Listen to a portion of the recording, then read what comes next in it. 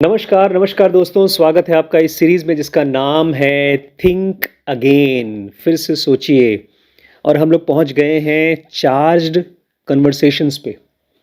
और कितनी बुदबुदी सी, बुझी हुई सी हमारी कन्वर्सेशन होती है। मैं इसलिए कह रहा हूँ क्योंकि आम तौर पे जब हम बातचीत करते हैं ना, तो हम बहुत कम वैल्यू ऐड करते हैं। हमारी बातचीत ऐसी होती है जैसे एक दूसरे को या तो सुई चुभाना, तुमने क्या बोल दिया मुझे, ऐसे कैसे बोल सकते हो, या एक दूसरे को गुदगुदी करना, अरे देखो ये वीडियो देखो। बस एक दूसरे से बात करके हम कुछ बहुत गहरा ऐड नहीं करते। और जब कोई गहरा ऐड कर रहा होता है उस समय हमको लगता है अच्छा भैया तुम हमको समझाओगे कि हमारे पास कम अकल है। हमारे ईगो को हर्ट हो जाता है। इसके पहले के वीडियो में हमने क्या पढ़ा, क्या समझा, उसका नाम क्या था इसके पहले के वीडियो का? सम इनकन्वीनियंट ट्रूथ्स। उसमें क्या समझा था हमने समझा था हम जो करना चाहते हैं उसी पर विश्वास करते हैं। नहीं बता रहा हूँ। अच्छा, लास्ट में देखिए ना, यस्टरडेज कॉफी साइंस। मैं बताता हूँ। हमने पढ़ा था इसमें एल गोर के बारे में, जो शुरू में उसने डॉक्यूमेंट्री फिल्म में स्टार होकर के मतलब स्टार करा था, और उसमें लोगों को सिंप्लीफाइड तरीके से क्लाइमेट की प्रॉब्लम बताई थी, जो कि एकदम गलत था। क्योंकि अगर आप सिंप्लीफाइड तरीके से लोगों को बताते हैं तो फिर उसमें लोग ऐसे रहेंगे कि कुछ हो ही नहीं रहा है, और कुछ कहेंगे अरे बहुत कुछ हो रहा है। तो आप सब लोग को नहीं कन्विंस कर पाओगे। और क्लाइमेट चेंज है प्रॉब्लम, तो कॉम्प्लेक्सिफाइड करना ज़्यादा इम्पोर्टेंट है। Very good, very good, very good. हमने ये पढ़ा कि जब भी आप किसी की लाइफ में कुछ गहराई देना चाहते हैं तो सिंप्लीफाई मत करिए, कॉम्प्लेक्सिफाई करिए। अब मान लीजिए मैं आपसे चाहता हूँ कि आप मेरा ये काम करें, मतलब आप मेरे हिसाब से ये काम करें, आप शादी करें या आप फला फला पढ़ाई करें। मैंने बता दिया, आपने मना कर दिया। क्यों? क्योंकि मैंने आपको सिंपली बता दिया कि मेरे हिसाब से ये होना चाहिए, और आपने सिंपली मुझे बता दिया मैं नहीं करूँगा। और फिर हमारे आपके बीच में चलेगी बहस, लड़ाई, ईगो वगैरह वगैरह। और फिर हम लोग हो जाएंगे पोलराइज्ड। क्या हो जाएंगे? अपने अपने खाने में घुस जाएंगे, अपने मन में ये जान लेंगे कि सामने वाला मुझे पसंद नहीं करता, मैं आपको पसंद नहीं करता। आज की वीडियो का नाम है सम कैविएट्स एंड कंटिंजेंसीज। ये दो शब्द हैं जो मैंने आज बड़े स्ट्रगल से समझा है। कैविएट्स एंड कंटिंजेंसीज मतलब जानते हैं? कैविएट्स मतलब चेतावनी। क्या है कैविएट? चेतावनी। चेतावनी समझते हैं? खबरदार मेरे सामने चूं किया तो, चेतावनी। और कंटिंजेंसी मतलब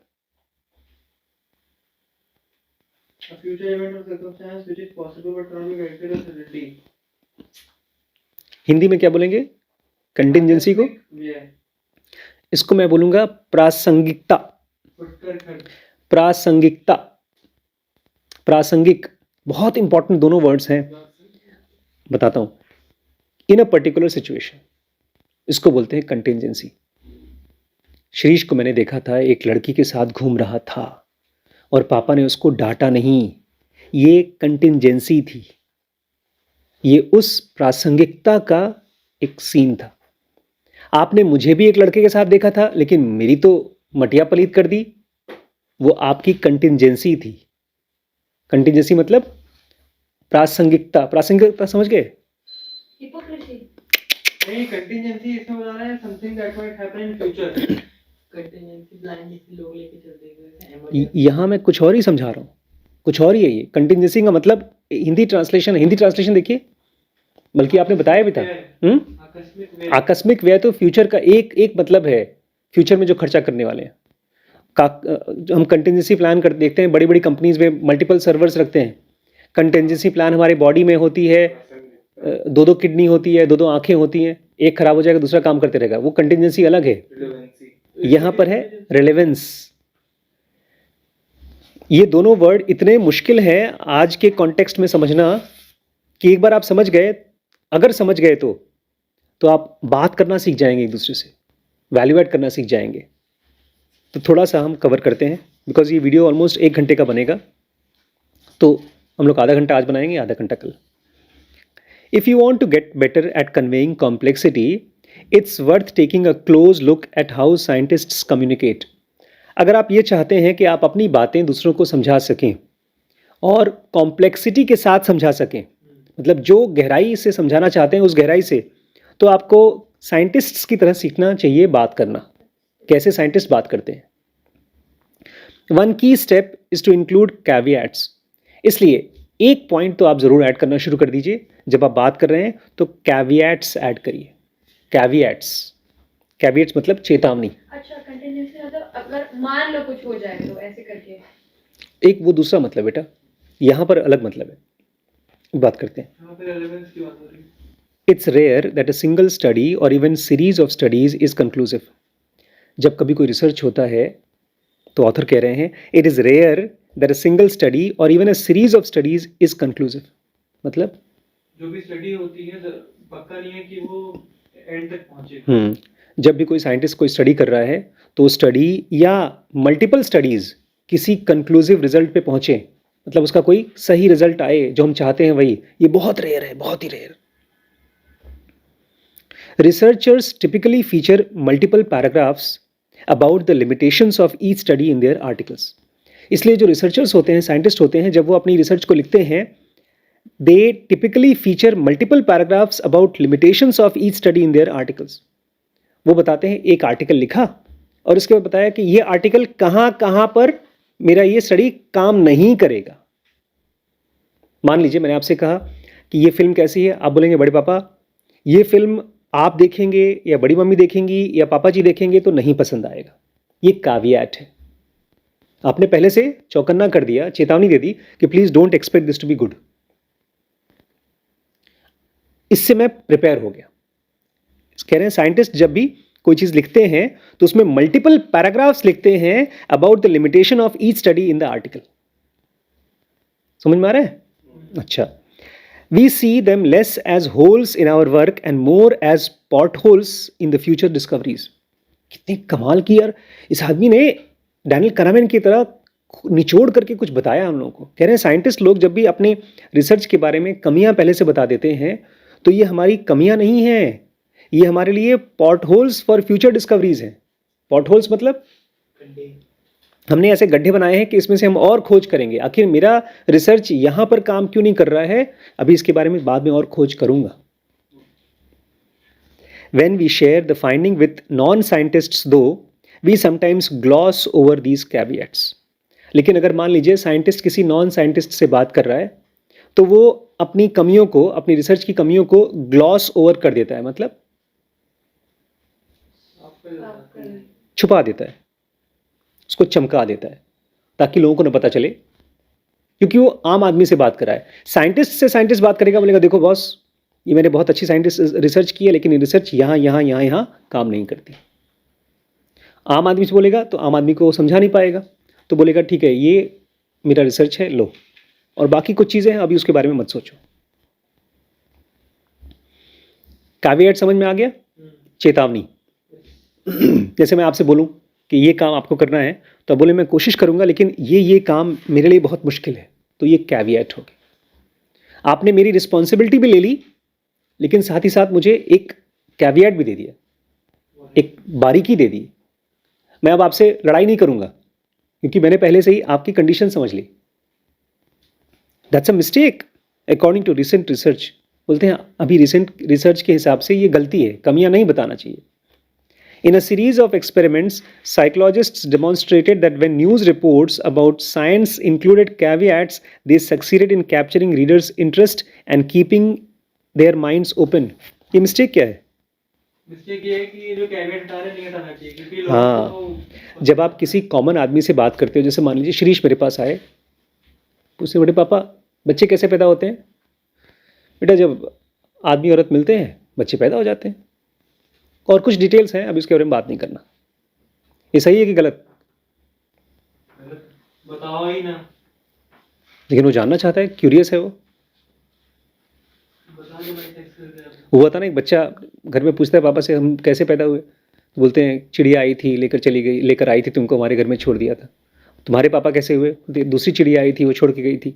उनके पापा कैसे हुए, बोलते तीसरी चिड़िया आई थी हमारे घर में छोड़ के गई थी। फिर क्या बोलता है बच्चा, पापा हमारे घर में सेक्स कितने सालों से बंद है। कह रहे हैं जब कोई आदमी अपने कैविएट्स को, अपने रिसर्च की कमियों को छुपाता है तो ये गलती है। एक सीरीज ऑफ एक्सपेरिमेंट हुआ है जहां पर साइकोलॉजिस्ट ने दिखाया है कि जो रिपोर्ट्स, न्यूज़ की रिपोर्ट्स साइंस के बारे में कैविएट्स के साथ डालते हैं, मतलब बताते हैं पहले से कि भाई ये जगह पर काम नहीं करेगा, तो लोगों का इंटरेस्ट बढ़ जाता है। जब मैं आपको बताता हूं देखो भाई ये फिल्म है, ये आपको पसंद नहीं आएगी, ये इनको पसंद आएगी, तो ये सुनते ही आपका इंटरेस्ट बढ़ जाता है। Take a study suggesting that a poor diet accelerates ageing. तो एक स्टडी है जिसके हिसाब से अगर आपने खाना ठीक से नहीं खाया तो आप बूढ़े हो जाएंगे, और खाना नहीं खाना चाहते भाई साहब, इनका पेट दर्द हो रहा है। Readers were just as engaged in the story but more flexible in their beliefs. Readers ने उसको सुना, they were as engaged in the story but more flexible in their beliefs. वो कहानी तो सुनना चाहते थे, अच्छा खाना ठीक से नहीं खाएंगे तो बूढ़े हो जाएंगे, but more flexible in their beliefs. लेकिन कन्विंस होना चाहते थे। क्या बात सही है? हाँ हो सकता है सही हो, शायद झूठ हो। ऐसा थोड़ी है खाना खाने से या खाना नहीं खाने से आदमी बुढ़ापे का कोई संबंध हो। When it mentioned that scientists remained hesitant to draw strong causal conclusion given the number of factors that can affect aging, it even helped just to note that scientists believed more work needed to be done in this area. लोगों का curiosity और बढ़ गया। कब? जब उस research में बताया गया ठीक है, ठीक से खाना अगर नहीं खाएंगे तो आप बूढ़े हो सकते हैं, लेकिन साइंटिस्ट लोगों को अभी इसके बारे में पक्का नहीं है। कैविएट डाल दिया। हाँ, when it mentioned that scientists remained hesitant to draw strong causal conclusions, कि हमारे पास कुछ तो बातें निकल के आई हैं कि खराब खाने से बुढ़ापा आता है, लेकिन अभी तक पक्का नहीं बोल सकते। Because number of factors that can affect aging, क्योंकि एजिंग में खाली खाना नहीं होता है, ढेर सारी चीज़ें होती हैं। स्ट्रेस होता है, एक्सरसाइज होता है, खुशियाँ होती हैं, फ्रेंडशिप होता है, ये सब चीज़ें एजिंग के प्रोसेस में काम करती हैं। इसलिए हम पक्के से नहीं बोल सकते, लेकिन हाँ थोड़ा बहुत रिसर्च आया है कि बुढ़ापा और खराब खाने का रिलेशनशिप है। It even helped just to note the scientists believe more work needed to be done in this area. और अगर मान लीजिए उन्होंने खाली इतना कह दिया कि अभी इसके ऊपर और काम करना बाकी है, इससे भी लोगों की क्यूरियोसिटी लगी कि अरे यार साइंटिस्ट लोगों को भी नहीं पता, तो हमारा माइंड ऑटोमेटिकली और अंदर घुसना चाहता है बारीकी में। We can also convey complexity by highlighting contingencies. तो एक तो हो गया कैविएट, और एक और तरीका है अपनी कॉम्प्लेक्सिटी को हाईलाइट करने का, और वो है कंटिजेंसीज को हाईलाइट करके। कंटिंजेंसीज। क्या? कंटिंजेंसीज। Every empirical finding raises unanswered questions about when and where results will be replicated, nullified or reversed. अभी का अभी बिना फोन की यूज किए ये बताओ एम्पिरिकल मतलब क्या होता है? एम्पिरिकल मतलब इसमें वो वर्ड यूज करती है ड्यून टू में। Empirical diary. एम्पिरिकल फाइंडिंग का मतलब बताओ चलो। अच्छा एम्पिरिकल मतलब फ्यूचर में खोजी जाने वाली। नहीं, फ्यूचर के बारे में नहीं है। हाँ फ्यूचर के बारे में भी है, फिर भी ठीक से नहीं है। एम्पिरिकल वर्ड कभी सुना है? मैं बता, ड्यून में वो कह रही थी कि एम्पिरिकल डायरी ऐसे करके बोलती है और Very good. लिखना शुरू करती है, बोलती है वो लिखता रहता है। Very good, very good. Empirical finding मतलब प्रयोग सिद्ध। बाद में यूज की जाएगी, यूज करने लायक। बताओ साइंटिस्ट। यूज करने वाली जो ऑब्जर्वेशंस हुई हैं उनको लिखा है। एम्पिरिकल फाइंडिंग मतलब मैंने रिसर्च का ये रिजल्ट आया है, और अगर इसको आप चाहें तो प्रूव करके देख लीजिए, वही रिजल्ट आएगा। एम्पिरिकल फाइंडिंग मतलब जो प्रयोग करके सिद्ध हो चुका है, मैंने सिद्ध किया है, आप भी प्रयोग करके उसका रिजल्ट देख सकते हो। Proven findings. मैं कहता हूं कि ये इतना चीनी, इतना चाय की पत्ती, इलायची डाल देंगे तो ऐसा स्वाद बनेगा, ये मेरी एम्पेरिकल फाइंडिंग है, प्रयोग सिद्ध। कह रहे हैं every empirical finding raises unanswered questions about when and where results will be replicated, nullified और रिवर्स्ड। जब भी कोई साइंटिस्ट अपने रिजल्ट को बताता है जिसको वो प्रूव कर सकता है कि हाँ ये रिजल्ट आया है, लेकिन साथ ही साथ उसमें कुछ और क्वेश्चंस भी उठ के आते हैं कि वो रिजल्ट्स कहाँ पर आपको रेप्लिकेट कर सकते हैं, मतलब वो रिजल्ट कहाँ पर आप प्रोड्यूस कर सकते हैं, कहाँ पर वो रिजल्ट बिल्कुल नहीं आएंगे और कहाँ पर वो रिवर्स हो जाएंगे।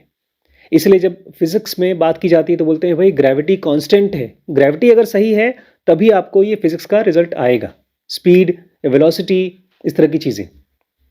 क्योंकि बहुत जगहों पर ऐसा भी होता है जहाँ पर ग्रेविटी बहुत कम है तो वहाँ पर ये रिजल्ट नहीं आएगा, फिजिकल लॉज के रिजल्ट नहीं आएंगे। तो ये कंटिजेंसीज हैं, ये है कंटिजेंसी को मैंने क्या कहा था हिंदी में, प्रासंगिकता, कि किस प्रसंग में किस सिचुएशन में वो काम करेगा। एक तरफ आप कैविएट बोल देते हैं कि देखो भाई यहाँ पर काम नहीं करेगा, अब आप कंटिजेंसी बोल रहे हैं कि यहाँ पर काम कर सकता है। Contingencies are all the places and population where an effect may change. Contingency वो सभी जगह हैं या तो वो सभी populations हैं जहां पर ये इफेक्ट बदल जाएगा, जो मैं कह रहा हूं वो नहीं आएगा या आएगा। Consider diversity, ये थोड़ा चैप्टर मुश्किल है, लेकिन अगर आप समझ गए तो जो आपका लेवल अभी तक रहा है IQ का, समझ का, पढ़ने का, बात करने का, वो एक ही दिन के एक ही क्लास में ऑलमोस्ट 1 साल के बराबर बढ़ जाएगा। क्योंकि यहां पर खाली आपको ये नहीं बताया जा रहा है कि ये फैक्ट है बस, यहां पर ये भी बताया जा रहा है कि कैसे आप दूसरों को अपनी बात समझा सकें और दूसरों से बहुत ज्यादा एनरिच्ड हो सकें, चाहे कोई भी हो, छोटा बच्चा ही क्यों ना हो। Consider diversity, although headline says diversity is good.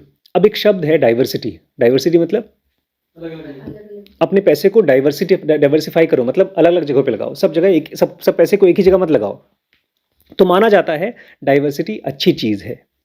The evidence is full of contingencies, लेकिन ये हमेशा नहीं होता, इसमें ढेर सारी कंटिजेंसीज है। कहाँ पर अच्छा होता है डाइवर्सिटी, जैसे पढ़ाई में आप ये नहीं कह सकते कि 10वीं किताब पढ़ो, 10 ब्रांच पढ़ते जाओ, उसमें डाइवर्सिटी काम नहीं करेगी। एक आदमी का इलाज होना है तो उसमें 4 टाइप की दवाइयां हैं, तो आप यही बोल सकते डाइवर्सिफाई करो, उसमें एक ही दवाई चाहिए काम करेगी। ऑल्दो वो है contingency. Although diversity of background and thought has potential to help group think more broadly and process information more deeply, that potential is realised in some situations but not others. एक diversity of background, ये क्या होता है diversity of background? जैसे मुझे stock market में invest करना है और तो मैं फार्मा में लगा रहा हूँ और कंस्ट्रक्शन और अलग अलग जगहों में लगा रहा हूँ, मुझे सब जगह की जानकारी है। मैं इससे भी ज़्यादा आसान कर देता हूँ। मैं एक आदमी है जो नीग्रो है, एक आदमी चाइनीज़ है, ये है डाइवर्सिटी ऑफ बैकग्राउंड, कि आप अलग अलग बैकग्राउंड से आए, एक टाइप का नहीं आदमी है। जैसे ये बिहार से हैं, आप यूपी से हैं, ये बेंगलोर से हैं, है ना, आप बेंगलोर से है ना। Although diversity of background and thought has potential to help group think more broadly and process information more deeply, that potential is realized in some situations but not others.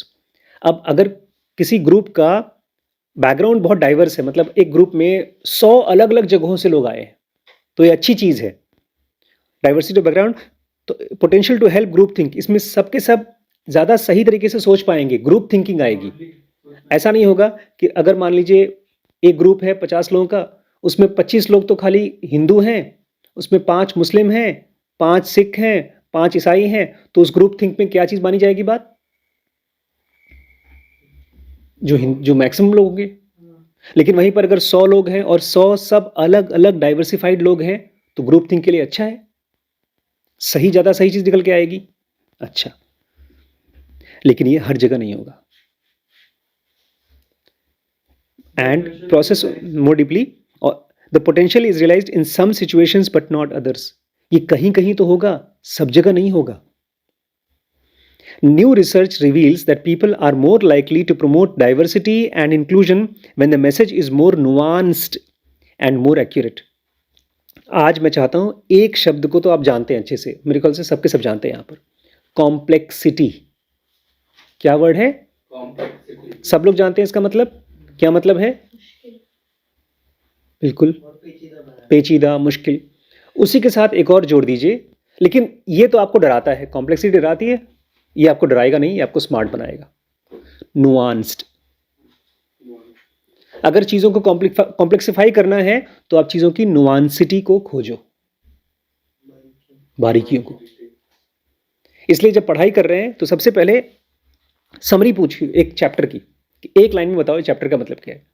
उसके बाद उसको थोड़ा और नुआंस्ड करो, एक पैराग्राफ में बताओ। अच्छा ठीक है, मुझे 10 पॉइंट्स बताओ इसके। ठीक है, मुझे 25 पॉइंट बताओ। तो आपका पहले वाला होगा बेसिक पॉइंट, उसके बाद वो नुआंस्ड होते जाएगा। आप ज़्यादा कॉम्प्लेक्स चीज़ों को और आसानी से पकड़ पाओगे, लेकिन फिर भी मेन पॉइंट को मिस नहीं करोगे। अभी क्या होता है, हमारे से होता है, डॉक्टर पूछेगा सीनियर हमसे क्लास में, बताओ ये आदमी को खांसी हो रही है, क्या क्या चीज़ें हो सकती हैं? सर कैंसर हो सकता है। वाह डॉक्टर साहब, सीधे कैंसर करवा दिया पेशेंट को, और कोई चीज़ नहीं। पहले बेसिक चीज़ बतानी चाहिए, क्या चीज़ हो सकती है, सर्दी खांसी बुखार कुछ। लेकिन हम लोग क्या करते थे, रटते थे, जो सबसे डरावनी बीमारी होती थी वो याद हो जाता था, एग्जाम में वही बोल देते थे। लेकिन आपको सबसे पहले मेन पॉइंट, फिर नुआंस्ड, फिर नुआंस्ड, फिर नुआंस्ड। समझ पा रहे हैं? नुआंस्ड तो जितना नुआंस होगा उतना चीज़ों को आप उतनी कॉम्प्लेक्सिफाई कर पाएंगे आप चीज़ों को। कॉम्प्लेक्सिफाई। तो और जो न्यू रिसर्च है वो तो ये है कि लोग फिर डाइवर्सिटी को ज्यादा प्रेफर करते हैं, जितना वो चीज नुआंस ज्यादा होता है, ये कह रहे हैं ना? नहीं, सुनिए। New research reveals that people are more likely to promote diversity and inclusion when the message is more nuanced and more accurate. Reveals that people are more likely to promote diversity. लोग diversity तब promote करते हैं, diversity और inclusion, when message is nuanced. देखिए, अगर आप किसी को पूछेंगे कि बॉस नॉनवेज खाना चाहिए कि वेज खाना चाहिए, तो इसका क्या आंसर है? यहाँ पर सब लोग क्या खाते हैं, नॉनवेज खाते हैं कि वेज खाते हैं? सब वेज खाते हैं। आप बोल देंगे भाई वेज खाना चाहिए, लेकिन अब वेज में क्या खाना चाहिए, तो सबके अपने अपने नुआंस आएंगे। अच्छा, अब मान लीजिए यहाँ पर 50 लोग हैं, फिर मैं पूछता हूँ नॉनवेज खाना चाहिए कि वेज खाना चाहिए, तो वो अलग अलग ओपिनियंस आएंगे ज़्यादा। New research reveals people are more likely to promote diversity. Diversity मतलब ढेर सारे लोगों को प्रमोट लोग करते हैं, और ये भी चाहते हैं कि ढेर सारे लोग की बात सुनी जाए। जब कोई मैसेज नुआंस्ड है, जब आप एक्यूरेसी चाहते हैं, जैसे यहाँ पर हम 5 लोग हैं और मुझे और बारीकी चाहिए, तो मैं आपसे पूछूंगा ठीक है वेज खाएंगे, लेकिन वेज में क्या खाएंगे? अब मुझे जानना है, एक सही चीज जाननी है। अब सही चीज मैं जनरलाइज करके नहीं मालूम कर सकता, यार फ्रूट्स खा लो या पनीर खा लो। पनीर गरिमा को नहीं पसंद है, मुझे पसंद नहीं है। लेकिन डाइवर्सिटी आप तब बताते हैं, पसंद करते हैं, जब आपको नुआंस चाहिए। नहीं समझ में आया? बताइए सही समझा कि नहीं? अगर मुझे एक्यूरेट चीजें चाहिए तो मैं और अंदर जाऊंगा ना, और अंदर घुसूंगा। ये कह रहे डाइवर्सिफाई करना होगा। नहीं, जब आप कोई रिसर्च कर रहे हैं तो आप डाइवर्सिफाई करिए। जैसे आपको ये जानना है कि कोई फिल्म कैसे हिट होती है, तो आप खाली एक ही फिल्म को या एक ही टाइप की फिल्म कर देख लेंगे तो नहीं समझ पाएंगे। आपको डाइवर्सिफाई करना पड़ेगा, 100 टाइप की फिल्में देखनी होगी और देखना पड़ेगा ये भी फिल्म हिट हुई, ये भी हिट हुई, ये भी हिट हुई, तो हिट होने का कोई और ही फॉर्मूला है, तो वो डाइवर्सिफाई। जब आपको नुआंस्ड बारीकियां चाहिए तो आपको डाइवर्सिटी चाहिए। Diversity is good but it isn't easy. Diversity बहुत अच्छी चीज़ है, लेकिन ये आसान नहीं है। Acknowledging complexity doesn't make speakers and writers less convincing. अगर आप कोई कॉम्प्लेक्सिटी लोगों को बताते हो और बोलते हो भैया ये चीज़ मैं आपको बता तो रहा हूँ लेकिन ये आसान नहीं है, तो इससे आपको लोग कम नहीं मानेंगे, बेवकूफ़ नहीं मानेंगे। It makes them more credible. In fact आपको ज़्यादा समझदार मानेंगे। It doesn't lose viewers and readers, it maintains their engagement while stoking their curiosity. अगर आप उनको बताते हैं कि बॉस देखो मैं तुम्हें बताने वाला हूँ, समझाने वाला हूँ, लेकिन मुझे लगता नहीं कि मैं पूरा समझा पाऊंगा क्योंकि बहुत मुश्किल है, तो इसके ज़रिए आप उनके बात अपने माइंड को पकड़ के रखेंगे, प्लस उनकी क्यूरियोसिटी को जगाते रहेंगे। अरे क्या बात है जो बहुत मुश्किल चीज़ है, कौन सी बहुत मुश्किल चीज़ है? In social science, rather than cherry picking information to fit our existing narratives, we are trained to ask whether we should rethink and revise those narratives. देखिए नॉर्मली ना हम सबके अपने खुद के नैरेटिव्स फिक्स्ड हैं, हमारी अपनी बिलीव्स फिक्स्ड है, हमारी अपनी कहानी फिक्स्ड है. आपने मान लीजिए SAP लैब्स में काम करते हैं, आपको पता है कि मेरे बाद मुझे आर्किटेक्ट बनना ही बनना है. हो सकता है उससे बेहतर कोई और चीज़ आपके लिए हो, लेकिन आप उसको नहीं देख पाएंगे. क्यों? क्योंकि आपका नैरेटिव फिक्स्ड है. कह रहे हैं हमारे साथ ऐसा नहीं होता. सोशल साइंस में साइकोलॉजिस्ट के लिए हम अपनी बातचीत को ऐसा निकाल लें और बोलते हैं यही पसंद है मुझे, ऐसा नहीं करते. हम लोग को सिखाया जाता है rethink and revise our narratives. हम लोग को सिखाया जाता है कि और कोई पॉसिबिलिटी है क्या, और कोई पॉसिबिलिटी है क्या, इसको बार बार सोचो. When we find evidence that doesn't fit neatly into our belief system, we are expecting to share it anyway. As a psychologist, अगर कोई ऐसी चीज़ हमको मिलती है जो हमारे हिसाब से मेरी बात को प्रूव नहीं कर रही है, मेरी बिलीफ के अगेंस्ट है. मान लीजिए गरिमा को कोई ऐसी बात मिल गई रिसर्च की जिसमें वो बताता है कि शादी करने से ये फ़ायदे होते हैं. अगर ये साइंटिस्ट नहीं हो तो बताएगी नहीं, लेकिन साइंटिस्ट हो उसको ये बात पसंद नहीं है क्योंकि तब तो शादी के लिए मजबूर हो जाएगी, बट फिर भी बताएगी. क्योंकि एक साइंटिस्ट को सिखाया जाता है कि जो बातें आपके हिसाब से वो तो बताओ, लेकिन साथ ही साथ कैविएट्स भी बताओ और कंटिजेंसीज भी बताओ. In some of my past writings for public though I regret not having done enough to emphasize areas where evidence was incomplete or conflicting. Author कह रहे हैं मैंने पहले किताबें लिखी हैं. कौन कौन सी किताब लिखी है इन्होंने? Originals, give and take, hidden potential. हाँ, अच्छा, इसके बाद लिखी है. बोलते हैं मैंने उसमें कुछ कमियां की, जहाँ जहाँ पर मैं इनकम्प्लीट था या मेरी लॉजिक कॉन्फ्लिक्टिंग थी, मैं बता नहीं पाया आप लोगों को. मुझे बताना चाहिए था, मुझे कैविएट्स बताना चाहिए था. I sometimes shied away from discussing mixed results because I didn't want to leave readers confused. बोलते मेरी किताबों में कभी कभी मुझे शर्म आने लगी कि यार ये बताऊंगा कि मुझे पता नहीं है या ये कॉम्प्लेक्स है तो लोग मेरे बारे में क्या सोचेंगे. मैं ज़बरदस्ती का कॉन्फिडेंस दिखा रहा था लोगों को. Research suggest that many writers fall into the same trap caught up in trying to maintain a consistent narrative rather than accurate record. कहते हैं जब भी आप किसी से कुछ बता रहे हैं, कुछ लिख रहे हैं, दो चीज़ें हो सकती हैं. या तो आप कंसिस्टेंट नैरेटिव बताइए, मैंने पापा को ये बात पहले बताई थी, मुझे यही बात फिर से बतानी है, तो कैसे बतानी है? वो शादी के लिए मैंने पहले मना कर दिया था, अब अगर कुछ ऐसी बात कही जिसमें शादी हाँ हो जाएगा, मुझे नैरेटिव कंसिस्टेंट रखना पड़ेगा. जो चीज़ मैं पसंद करता हूँ, जो चीज़ मैं मानता हूँ, उसी को बताना पड़ेगा. या तो आप ये कर सकते हैं, या आप दीजिए एक्यूरेट रिकॉर्ड कि मैंने ये सुना, ये पढ़ा. पहले वाला गलत है, क्योंकि पहले वाले में आप अपने बायसेस को मजबूत बना के रखते हैं. अब इसका फैसिनेटिंग एग्जाम्पल है, उसको पढ़कर फिर आज की क्लास खत्म करेंगे. दो बहुत फेमस ऑथर, जिसमें से एक ऑथर की तो मैंने एक किताब को बड़ी मुश्किल से थोड़ा बहुत पढ़ा, दूसरे को भी पढ़ नहीं पाया अभी तक. एक ऑथर हैं डैनियल गोलमैन. बता सकते हैं इनकी किताब का नाम? इनकी किताब को हमने कार्टून बना करके स्कूल में छाप कर बेची थी. मल्टीपल इंटेलिजेंस, IQ, EQ, ये कॉन्सेप्ट जो फेमस हुआ है दुनिया में, EQ और IQ का. EQ मतलब इमोशनल कोशेंट और IQ मतलब इंटेलिजेंट कोशेंट. ये डैनियल गोलमैन है, ये हार्वर्ड के साइकोलॉजिस्ट हैं.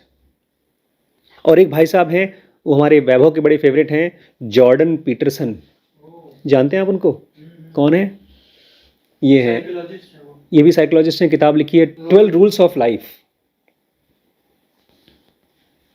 ये भी किताब मैं पढ़ नहीं पाया हूँ. जब बोलता है ना, ये सुना है, जब बड़बड़ करता रहता है, चुप नहीं होता बिल्कुल. इसको सुनो तो और कंफ्यूज हो जाते हैं आप, मतलब और ज़्यादा स्ट्रेस में आ जाते हैं. अभी मैं देखूंगा, हो सकता है कभी पढ़ूं भी. दो लोग हैं और दोनों एक दूसरे से लड़ते हैं. Fascinating example is divide around emotional intelligence. बोलते हैं एक कॉन्सेप्ट है इमोशनल इंटेलिजेंस, कि आदमी इमोशनली कितना मजबूत होना चाहिए. On one extreme is Daniel Goleman who popularize the concept. एक तरफ तो डैनियल गोलमैन है जो बोलते हैं इमोशनल कॉन्सेप्ट बड़ी इंपॉर्टेंट चीज़ है और उन्हीं की वजह से पूरी दुनिया में फेमस हुआ है. He preaches that emotional intelligence matters more for performance than cognitive ability (IQ) and accounts for nearly 90% success in a leadership job. Daniel Goleman बोलते हैं कि अगर एक आदमी इमोशनली इंटेलिजेंट नहीं है तो सक्सेसफुल नहीं हो सकता। दुनिया के जितने भी लोग बड़े बड़े आदमी हुए हैं वो सब इमोशनली ताकतवर थे। मुझे लगता था जब मैंने इसको पढ़ा सुना तो मैंने कहा बात तो सही है, लेकिन आज एक सेंटेंस में वो चीज़ कमज़ोर हो गई बात। IQ versus cognitive ability. Cognitive ability मतलब दिमागी। EQ वर्सेस कॉग्निटिव, हाँ, आपकी आंख नाक कान चीज़ों को देख सके, पैटर्न्स को देख सके। जॉर्डन क्या बोलता है? पहले डैनियल गोलमैन बोलते हैं कि 90% लोग सक्सेसफुल होते हैं क्योंकि उनके पास EQ है, और पीटर जॉर्डन बोलता है this is a fraudulent concept, ये झोला छाप है, कुछ पता होता नहीं है डैनियल गोलमैन को, ऐसी कहानी बता रहा है, लोग जो सुनना चाहते हैं वो सुना रहा है। दुनिया में हर आदमी सोचता है मैं पढ़ लिख तो सकता नहीं, इंटेलिजेंट तो हो नहीं सकता, इमोशनली इंटेलिजेंट हो जाऊं तो फिर मैं सक्सेसफुल हो जाऊंगा। तो लोग सुनना चाहते हैं, सुना रहे हैं भाई साहब। तो कौन सही है, गोलमैन कि जॉर्डन पीटरसन? एक प्रीच कर रहा है और एक प्रोसिक्यूट कर रहा है। हाँ, लेकिन सही कौन है? मैं तो जॉर्डन पीटरसन के पास था। लेकिन आप देखिए, आप भी फंस गए इसमें। Be more nuanced. Both men hold doctorate in psychology, दोनों के पास साइकोलॉजी की PhD है, but neither seems particularly interested in creating the accurate record. लेकिन दोनों में ये नहीं चाहते हैं कि एक्यूरेट रिकॉर्ड बताएं कि कहाँ कहाँ इमोशनल इंटेलिजेंस काम करता है, कहाँ कहाँ नहीं काम करता। If Peterson had bothered to read the comprehensive meta-analysis of studies spanning nearly 200 jobs, he would have discovered that contrary to his claims, emotional intelligence is real and it does matter. कह रहे हैं अगर Jordan Peterson ने 200 अलग अलग studies का Meta analysis पढ़ा होता जहाँ पर इंपॉर्टेंट जॉब्स होती हैं तो वो देखते कि हाँ इमोशनल इंटेलिजेंस काम करता है, जैसा वो नहीं मानते फिर भी काम करता है। Emotional intelligence tests predict performance even after controlling of IQ and personality. लोगों का अगर पर्सनैलिटी हटा दो और IQ भी हटा दो फिर भी उसका इमोशनल इंटेलिजेंस से लोगों ने अच्छा रिजल्ट पाया है। अच्छा, ये तो हो गया जॉर्डन पीटरसन की बात कि अगर उन्होंने इनकी रिसर्च को पढ़ा होता तो शायद ही मानते। अब Goleman hadn't ignored those same data.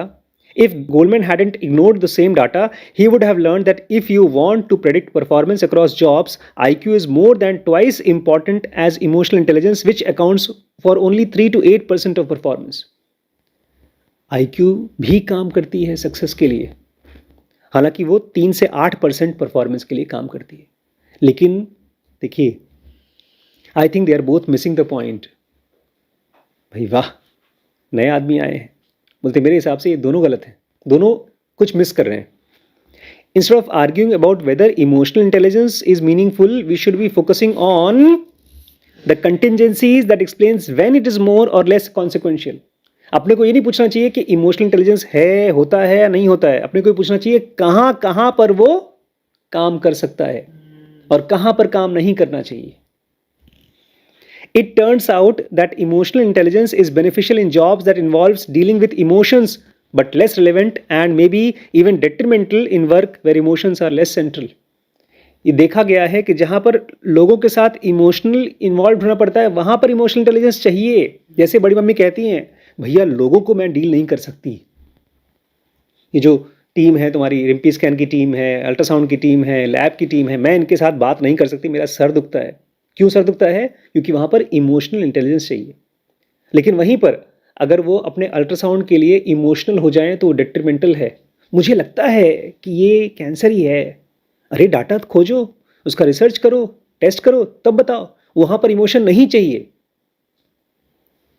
If you are a real estate agent, a customer service representative, or a counselor, being skilled at perceiving, understanding and managing emotions can help you to support your clients and address their problems. अगर आप real estate agent हैं, ज़मीन बेचते हैं, customer service के काम में हैं या काउंसलर हैं, तो आपका काम है इमोशंस को देखना, समझना और उसको मैनेज करना ताकि आप अपने कस्टमर्स, क्लाइंट्स को उनकी प्रॉब्लम्स को सॉल्व कर सको। But if you are a mechanic or accountant, being emotional genius is less useful and could even become distraction. और वहीं पर अगर आप कोई अकाउंटेंट हैं या मैकेनिक हैं तो वहाँ पर इमोशनल होना शायद कमज़ोरी हो जाएगी. If you are fixing my car or doing my taxes, I would rather you don't pay too much attention to my emotions. अब मान लीजिए एक अकाउंटेंट है, वो बोले तुम डर रहे हो क्या टैक्स भरने में, चिंता मत करो, मैं थोड़ा एक्स्ट्रा पैसा ले लूँगा लेकिन ठीक कर दूंगा. तब तो मेरा नुकसान ही हुआ ना, नहीं समझे. वो अगर मेरे इमोशंस को पहचान लिया, मेरा फ़ायदा उठा सकता है. तो मैं तो चाहूँगा कि ये ऐसा आदमी इमोशनल ना हो, मेरे इमोशंस को ना पहचाने. ये है कंटिंजेंसीज एंड कैविएट्स. थोड़ा सा और है, वो कल पढ़ेंगे. फिर हम कल स्टार्ट करेंगे मिक्स्ड फीलिंग्स और फिर ये चैप्टर ख़त्म हो जाएगा.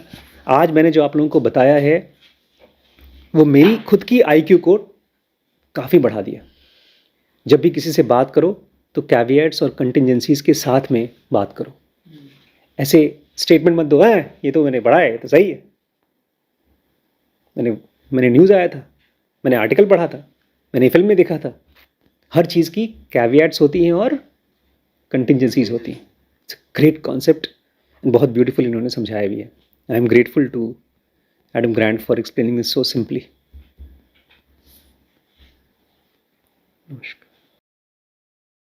एडम ग्रांट कहते हैं, in an effort to set record straight I wrote a short LinkedIn post arguing that emotional intelligence is overrated. कहते हैं इन दोनों ऑथर्स के बीच में, एक तरफ डैनियल गोलमैन और दूसरी तरफ जॉर्डन पीटरसन, इन दोनों की बातचीत को मैं और साफ और अच्छे तरीके से लोगों को समझाना चाहता था. Effort to set the record straight, ये रिकॉर्ड स्ट्रेट का मतलब क्या है? Effort to set the record straight. ये कोशिश करना चाह रहे थे, उन लोग की जो लड़ाई थी उसको साफ साफ लोगों को समझाना, इनके पॉइंट्स उनकी बात को और ठीक करना. ये ऐसे ही है जैसे कि आप मेरे कमरे में घुसे और पूरा कमरा कपड़े से और गंदगी से भरा हुआ है, तो आप बोलेंगे मैं रूम स्ट्रेट कर दूं, ठीक कर दूं रूम. ऐसे ही कह रहे हैं, इन दोनों की बातचीत सही है लेकिन कुछ गलतियां भी हैं. उस चीज़ को ठीक करने के लिए मैंने लिंक्डइन एक वेबसाइट है जो आप अपने उसमें रेज्यूम डालते हैं, प्रोफाइल डालते हैं ताकि आपको नौकरियाँ आएँ. लिंक्डइन पे मैंने एक पोस्ट डाला, arguing that emotional intelligence is overrated. मैंने उसमें कहा कि इमोशनल इंटेलिजेंस ओवररेटेड है. ओवररेटेड मतलब सबने फालतू इसको बढ़ावा दे रखा हाँ, है. ये बढ़ा चढ़ा के बात की गई है. I did my best to follow my own guidelines for complexity. और हमने ये भी पढ़ा था इसी सीरीज़ में, तो एकदम उल्टी बात कह रहे हैं. आप अगर किसी को अपनी बात समझाना चाहते हैं तो उस बात को आसान मत करो, कॉम्प्लेक्सिफाई करो. उससे क्या होता है? कॉम्प्लेक्सिफाई से क्या होता है? बारीकियां अगर दिखाते हैं आप तो लोगों को क्या फ़र्क पड़ेगा उससे? उल्टा आप सामने वाले को और कंफ्यूज कर रहे हैं. तुरंत के तुरंत अपना डिसीजन नहीं बना लेंगे वो लोग, उसके बारे में सोचेंगे, उनको और खोजने का मन करेगा.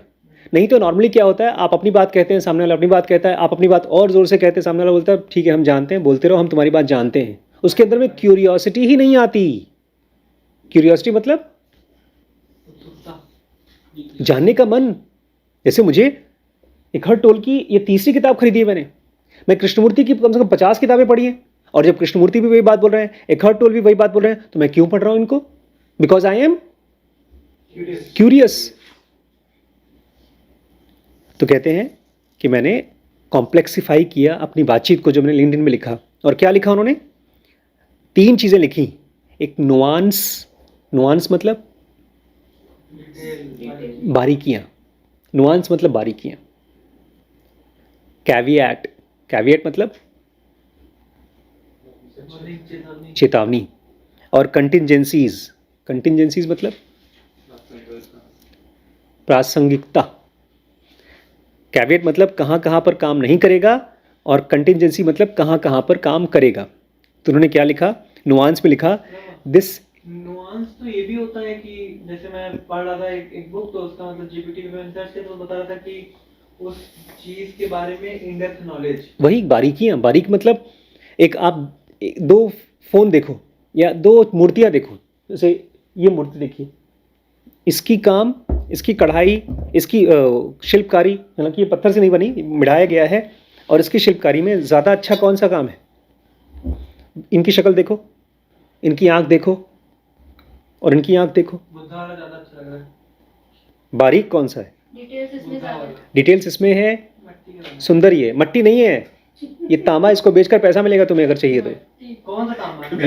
ये ना हाँ। यही तो कह रहा हूँ। लेकिन ये इसकी बारीकियां इसमें नहीं है, उसकी नक्काशी की बारीकियां इसमें नहीं है, इसमें ज़्यादा बारीकियां हैं। बस ऐसी है। देखो इनके ऐप दिख रहे हैं, इनके फूल देखो।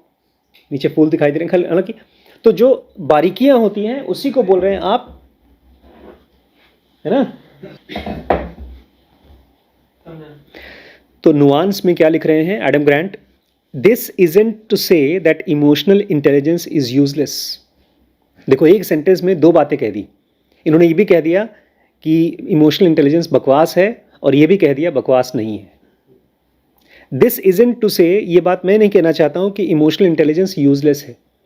यूजलेस लिखा, इसका मतलब क्या यूजलेस है या नहीं है, आप पूछेंगे। ये हो गई बारीकियां। अब caveat, as better test of emotional intelligence are designed our knowledge may change.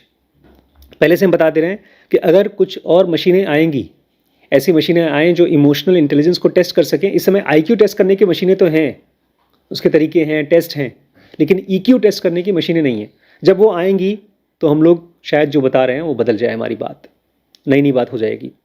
फिलहाल तो ये कैविएट हो गया, हो सकता है हमारी बात कल को गलत साबित हो। अब contingencies. For now the best available evidence suggests that emotional intelligence is not a panacea. आज तक, अभी तक जो बातचीत खोजी गई है उसके हिसाब से ये पता चलता है कि इमोशनल इंटेलिजेंस सबसे बड़ी चीज़ नहीं है। पिनाकिया मतलब बड़ी चीज़, सबसे ऊंचाई वाली चीज़। Let's recognize it for what it is. तो पहले तो इसको आप नकारिए मत, देखते हैं कि ये किस चीज़ के लिए है, इमोशनल इंटेलिजेंस कहाँ काम करता है। A set of skills that can be beneficial in situations where emotional information is rich or vital. Emotional, beneficial. हाँ इमोशन, हाँ बेनिफिशियल, मैंने क्या बोला? इमोशनल। अच्छा, beneficial. A set of skills that can be beneficial in situations where emotional information is rich or vital. Emotional intelligence क्या है? एक ऐसा स्किल है जहां पर इमोशनल इंफॉर्मेशन बहुत रिच होता है। एक जैसे फिल्म मेकर है, अगर वो इमोशंस को पहचानना जानता है तभी वो अच्छे से दिखा पाएगा। हमने ये फिल्म देखी, कौन सी? कल की, और इसमें हमने देखा किस तरह से हंसा नहीं पा रहे थे हमारे एक्टर प्रभास। अगर वही हंसाने वाला काम अमिताभ बच्चन जी करते तो बहुत अच्छे से हम लोग हंसते थे बहुत पुरानी फिल्मों में। और यहाँ बेचारे को बुढ़ापा दिखा दिया, लेकिन वो भी अच्छी एक्टिंग की। तो जहाँ जहाँ पर इमोशनल इंफॉर्मेशन रिच है और बहुत इंपॉर्टेंट है, वहाँ पर इमोशनल इंटेलिजेंस काम करता है। Over 1,000 comments poured in, and I was pleasantly surprised that many reacted enthusiastically to the complexified message. बोलते हैं ये आसान मैसेज नहीं था। मैंने जब लिंक्डइन पे डाला तो 1000 से ज़्यादा लोगों ने रिएक्ट किया, और मैं इस चीज़ से बड़ा सरप्राइज्ड हो गया, क्योंकि मेरे जो सेंटेंसेस थे वो मुश्किल थे। Some mentioned that nothing is either or, and that data can help us re-examine even our closely held beliefs. और उसी में लोगों ने कमेंट किया कि दुनिया में कोई भी चीज़ आइदर और नहीं होती। आइदर और मतलब ये या फिर ये। हाँ, वो सही है या सही, ये सही है, ऐसा नहीं होता। जैसे जैसे डाटा मिलते जाता है वैसे वैसे हमारी बिलीफ भी बदलती जाती है। अदर्स वर डाउनराइट हॉस्टाइल, और कुछ लोग तो ऐसे थे जो सीधे हॉस्टाइल थे। हॉस्टाइल मतलब लड़ाई करने को तैयार हो गए। अरे आप कैसे बोल सकते हैं कि इमोशनल इंटेलिजेंस गलत है? उन्होंने ये देखा ही नहीं कि उन्होंने गलत कहा नहीं है। They turned a blind eye to the evidence and insisted that emotional intelligence was the sine qua non of success. Sine qua non क्या होता है? Sine qua non of success. Sine qua non of success. Sine qua non.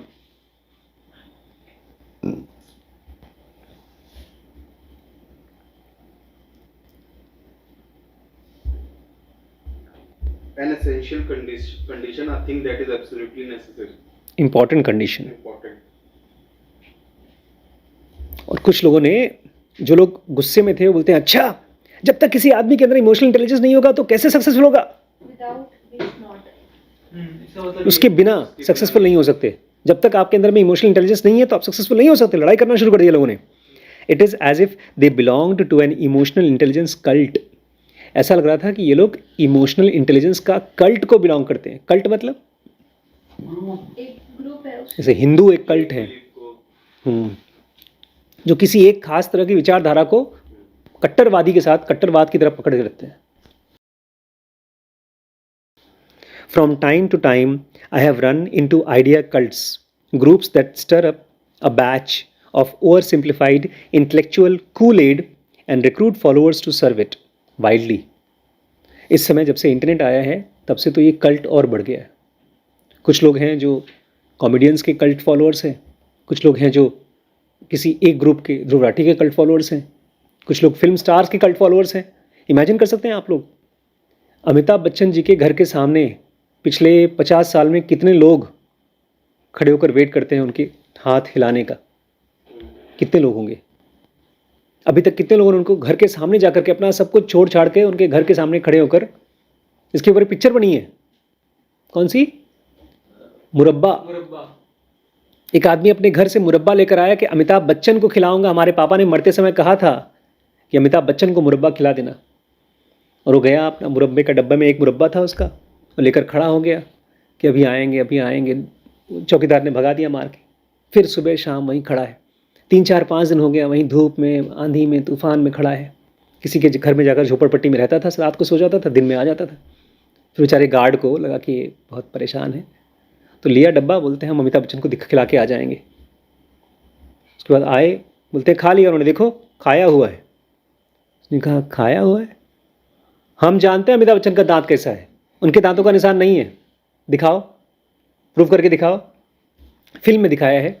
फिर वो अमिताभ बच्चन के पास गए तो सचमुच में अमिताभ बच्चन ने बोला अरे हम खाए तो थे। फिर वो बेचारा बासी मुरब्बा 1 महीने का निकाल कर उन्होंने थोड़ा सा कहा करके वापस किया।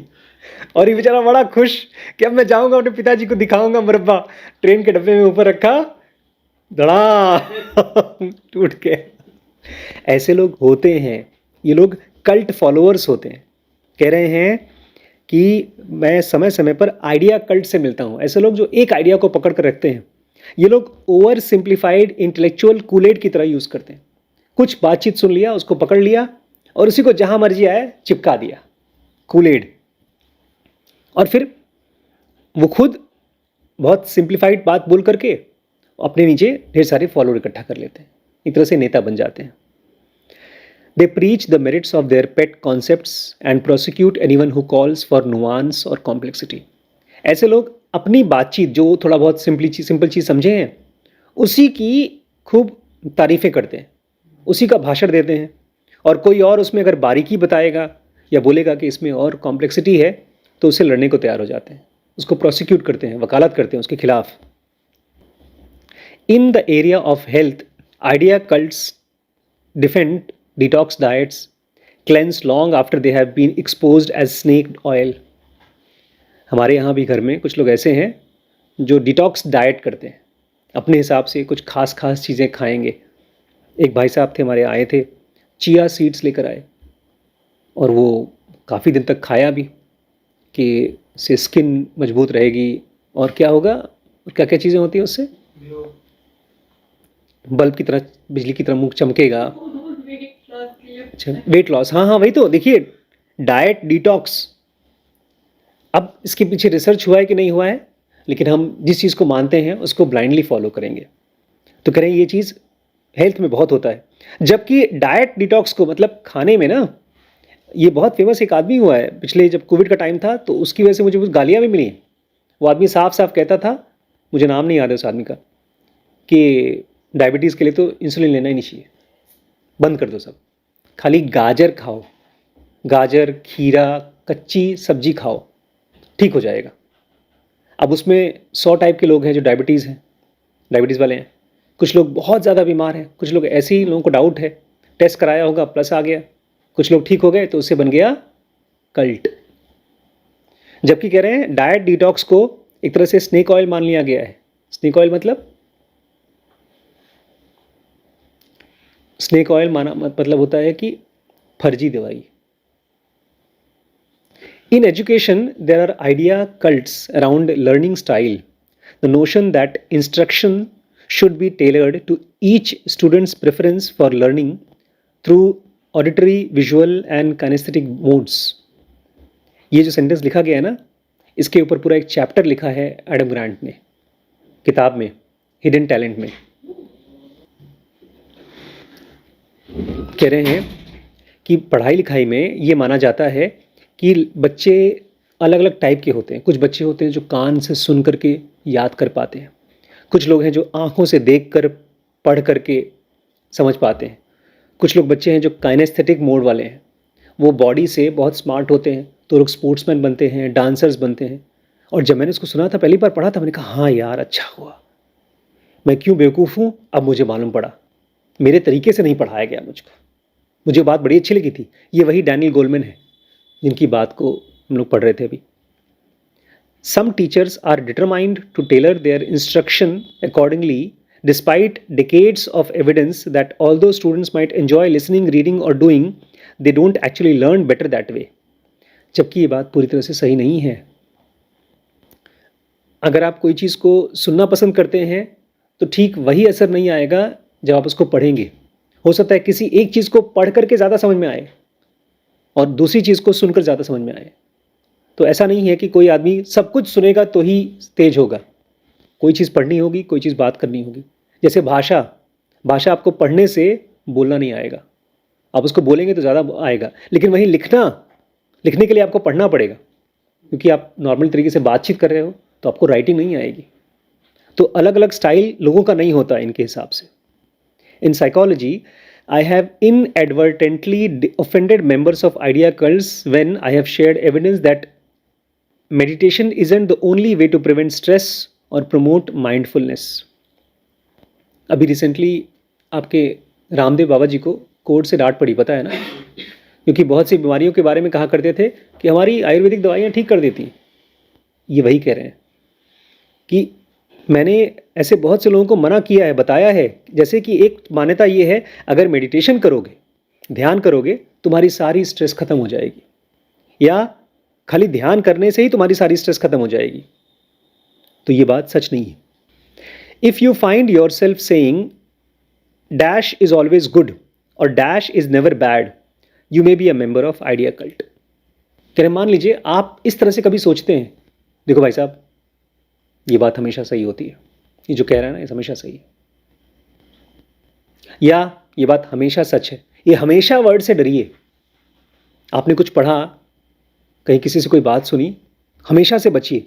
अगर आपके मन में आ रहा है if you find yourself saying dash is always good, ये चीज़, अगर पानी पियो तो अच्छा होता है, हमेशा पानी पियो, वजन कम होता है। हमेशा पानी पीना अच्छा नहीं होता।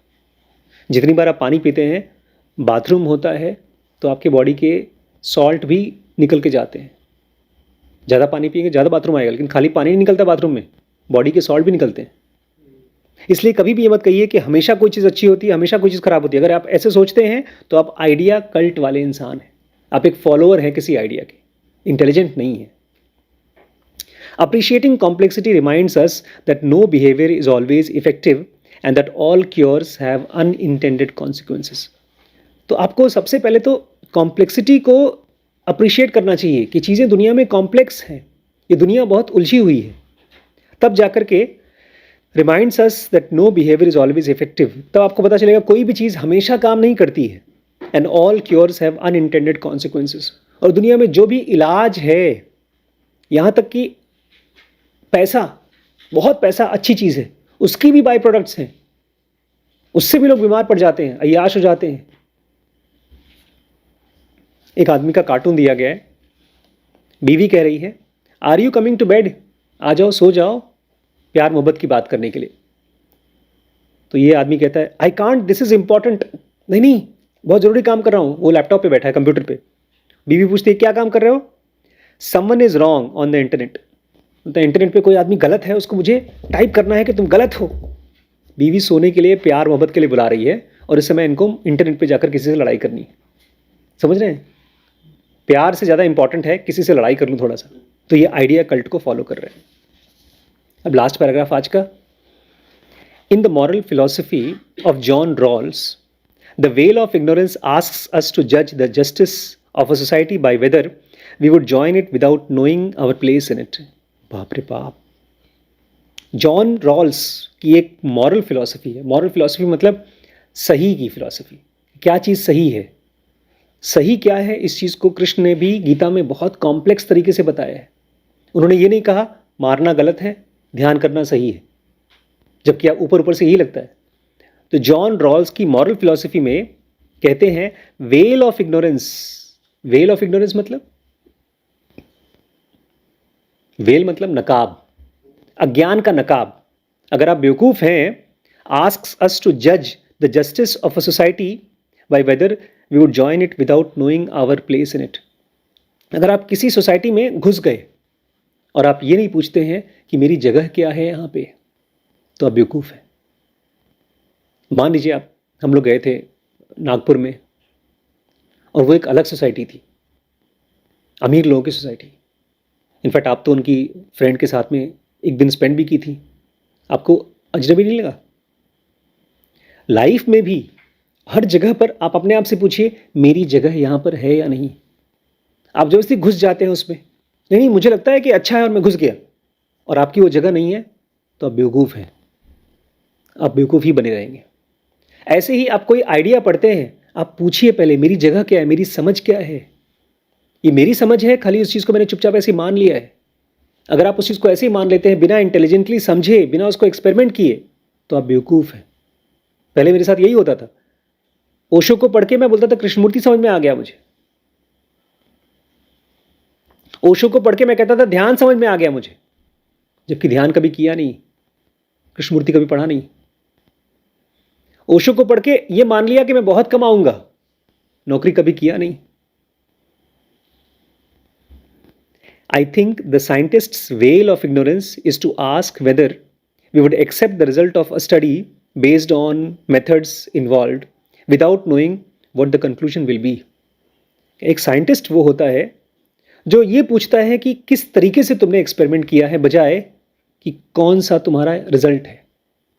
अगर मैं कहता हूँ साइंटिस्ट की तरह कि करेला खाने से बॉडी में सफाई होती है और बॉडी एकदम हेल्दी रहता है, ऐसा बचपन से कहा गया है, करेला बहुत अच्छी चीज़ है शरीर के लिए, नीम, करेला ब्लड के लिए। तो ये मत मानिए आप ये पूछिए कि रिसर्च कैसे किया आपने, कौन से सिस्टम से रिसर्च किया, इसके कैविएट कौन से हैं, कहाँ कहाँ पर नहीं काम करता करेला। हमारे भाई साहब रामदेव फेमस हो गए ये करके, देखा है, बोलते थे इसके करो, ऐसे करो, बाल लंबा हो जाएगा, काला हो जाएगा। कोई कंट्रोल टेस्टिंग हुई थी? मेरे पापा अभी भी टकले पूरे दिन करते हैं। हाँ। तो ये था सम कैविएट्स एंड कंटिजेंसीज कि जब भी किसी की बात सुने तुरंत आंख बंद करके विश्वास न कर लें, पूछें कहाँ कहाँ पर ये काम करेगा और कहाँ कहाँ पर ये काम नहीं करेगा। जैसे हम लोगों ने जब अनुज ने कहा सर ये खेत है लेकिन यहाँ पर सारी फसल नहीं काम करेगी, वो कैविएट दिया उन्होंने, और कहाँ कहाँ काम करेगी वो कंटिजेंसीज थी। तो कल पढ़ेंगे मिक्स्ड फीलिंग्स के बारे में। इतनी इंपॉर्टेंट चीज़ है ये कि आपको IESM नए तरीके से समझ में आएगा। और कल तो मैं जा रहा हूँ बाहर, वापस आएंगे तब पढ़ेंगे।